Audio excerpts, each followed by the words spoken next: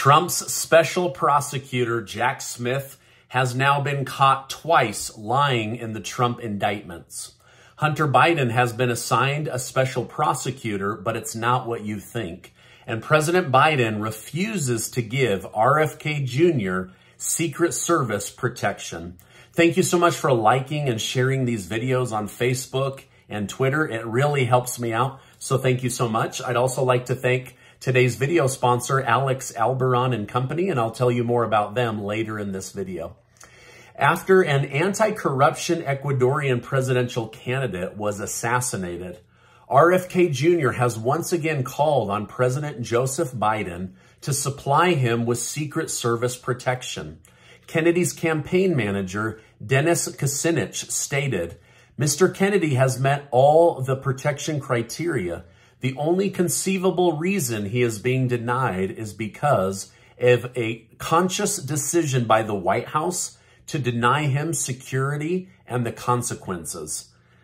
Wow. As much bad blood as there has been between Donald Trump and Joe Biden, the Trump administration made sure that President Biden, running as a presidential candidate, had Secret Service and was protected at all times. I mean, the Kennedy family has, untold trauma from multiple family assassinations, and they're refusing to give him Secret Service protection.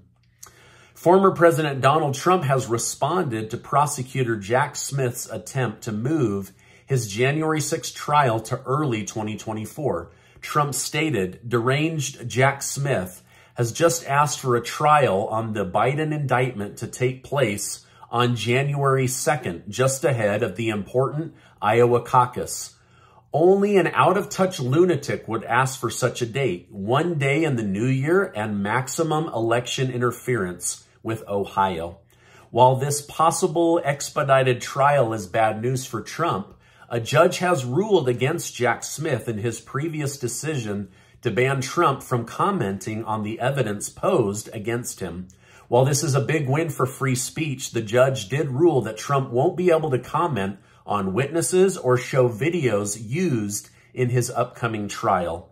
And did you know that Jack Smith tried to get a secret subpoena against Donald Trump's Twitter account? And then it all came out. And guess what happened? They ended up fining Elon Musk for protecting an American citizen's privacy. It's just disgraceful. Now, Jack Smith was literally trying to put a gag order on someone running for U.S. president. Speaking of Jack Smith, did you see he's been caught in two big lies regarding the indictments against Donald Trump? The first was saying Trump was holding back evidence or had evidence deleted. It was later admitted by Jack Smith's team that they had the evidence and just hadn't opened it yet. But did they take it back? No. Did the mainstream media cover it? Of course not. They want Donald Trump to look like an idiot. Now, the second time was the Donald Trump speech on January 6th that was used in order to get a grand jury to indictment. Jack Smith knowingly and purposefully left out the part where Donald Trump said to march peacefully and patriotically to the nation's capital. Now, according to Harvard lawyer Alan Dershowitz, Jack Smith could be indicted for lying in an indictment in order to sway a grand jury. So basically, this guy lied in the indictment in order to get the indictment, and now he's been busted for censoring free speech and misrepresenting what happened to this grand jury. Did they take it back? Of course they didn't. It's official. President Joe Biden has formally requested another $21 billion in defense aid for the country of Ukraine. However, the way he has attempted to pass this legislation is controversial and downright sneaky. Put simply, Biden stuffed Ukraine's defense aid and America's domestic relief into the same bill. With the current fires in Hawaii and other natural disasters in America, packaging these two could delay Americans getting help from their own government. Senator Marco Rubio reacted to the news, stating, "Biden is holding Floridians and other Americans hostage by tying critical domestic relief to foreign military aid. So Maui is dealing with horrible fires. Dozens of people have tragically died, and buildings and homes are burnt to the ground. And yet they won't get any help until Ukraine gets $21 billion of more money. Now, I'd be curious to know in the comments down below, what are your thoughts on this? But first, I want to thank today's video sponsor, Alex Alberon and Company. Have you ever wanted to own an online business but don't know how to get started? Maybe you've heard of people creating businesses that can sell through Amazon or Walmart. The online business space is growing faster than ever, and owning a business could be the best way to build wealth in America. Last year, my wife and I hired Alex and his team to help build us an Amazon store. They were super professional and helpful and assisted us from start to finish because honestly, I wanted to be involved, but I was busy and didn't have a clue what I was doing. So if you're curious about owning an online store and want someone to hold your hand through the process, I've arranged for a free consultation with Alex himself for being a member of my YouTube community. You just have to mention that you came from my YouTube community. Now, I'm going to include a link down below so you can get more information. But if it resonates with you and you meet the requirements, then get that free consultation because this could be a game changer for you and your family. During an interview on CNN, Representative James Comer, the man investigating the Biden crime family's business, showed neutrality along party lines by criticizing Trump's son-in-law, Jared Kushner, for receiving a large payment from Saudi Arabia. Comer stated, "I think what Kushner did crosses a line of ethics. But what Christie said, it happened after he left office. Still, no excuse, but it did happen after he left office. And Jared Kushner actually has a legitimate business. This money from the Bidens happened while Joe Biden was vice president." Now, the Biden administration has once again been criticized for financing terrorism after they agreed to unfreeze $6 billion in assets to remove 5 Americans from prison in Iran. Now, wait a minute. I thought the United States didn't negotiate with terrorists. I guess we do now.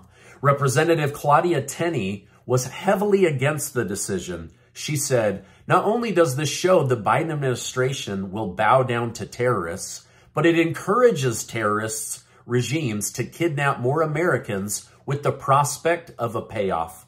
The blood of the Iranian people is on President Biden's hands." So basically, they freed up $6 billion in exchange for 5 Americans. But this just goes to show the Biden administration is willing to negotiate with terrorists. Now, China has responded to President Biden's recent jab that China's economy is a ticking time bomb waiting to go off. China did not like this. China denied that their economic health is suffering and stated, "Biden is simply using the old trick of starting a fight with another country to shield himself from the problems in America." Attorney General Merrick Garland has just appointed U.S. Prosecutor David Weiss as special counsel in the Hunter Biden case. While it may sound like the Biden admin is equally serving justice, appointing a special counsel has benefits for Joe Biden and Hunter Biden. For instance, the committee questioning him can no longer bring Hunter in for questioning.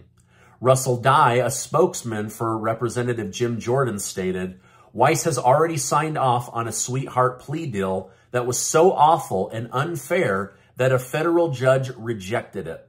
We will continue to pursue facts brought to light by brave whistleblowers as well as Weiss's inconsistent statements to Congress." So, the lawyer that got Hunter Biden a once-in-a-lifetime sweetheart deal is now the one being assigned by Merrick Garland to investigate whether he's a good or bad person. Now, does the Department of Justice think that we're a bunch of morons?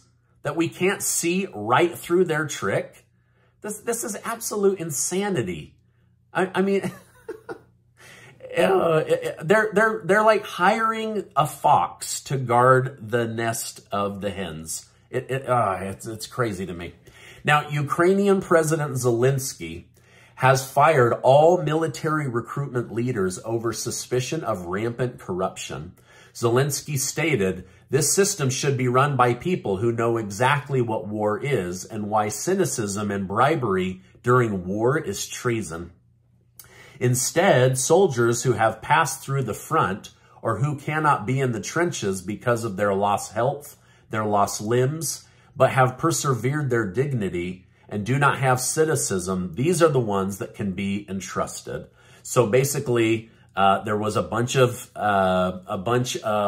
corruption going on within the Ukrainian military. President Zelensky was able to root it out and fire everybody and move forward. So I'm glad to hear that he's doing that. But again, Ukraine is known for being a super corrupt country. And this is the second time he had to lay off a bunch of people in his presidential cabinet that were stealing American taxpayer money. And now people within the military recruitment. Very, very sad.